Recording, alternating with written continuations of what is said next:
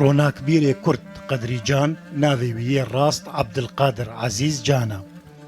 ساڵا 1911 لە دێرکا چیایە مازی یا گرێدای پارێزگەها مێردینێ لە باکوورێ کوردستانێ ژدایک بوو. قەدری جان خوێندنا خۆیان سەرەتایی و ناڤەندی لە دێرکێ قەداند. پاشێ بنخەت بوو و لە باژارێ عامودێ ڕوونشت. دوورەژی سرگونی شامێ بوو و لەوری ژیا. قەدری جان پرانیان نویسێن خوا درۆژنامە و کۆڤارێن بەدرخانیاندا وەک هاوار، ڕۆناهی و ڕۆژانوودە بەلافکردن. قەدری هەلبەستڤان، چیرۆکنویس، گۆتارنویس و وەرگێر بوو.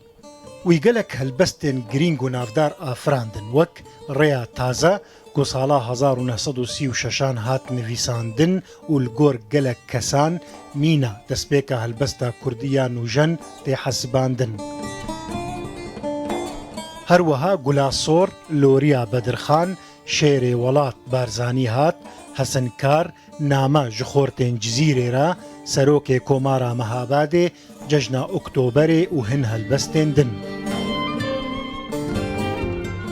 Duwarê çîroknivîsiyê de jî Qedrî Can gelek çîrok li pey xwe hiştin wek Serencam, Gulçîn, Muhra Slêman, Heyva Çardeşevî, rojên derbasbûyî û hin çîrokên din.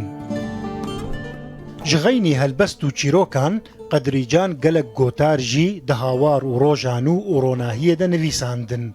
Mîna Bihara Dêrikê, Silêman Bedirxan, Yaneya Serkewtin, herwiha pêşgotina dîwana yekem ya Cegerxwîn jî nivîsand.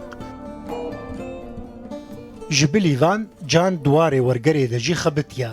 Bi taybetî kitêba nivîskarê Rûs Grîgorî Petrov li welatê Zembeqên Gewr kiriye Kurdî.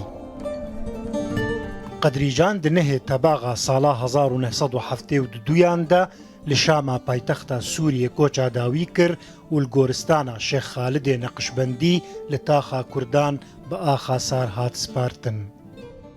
Besa Mistefa, Rûdaw.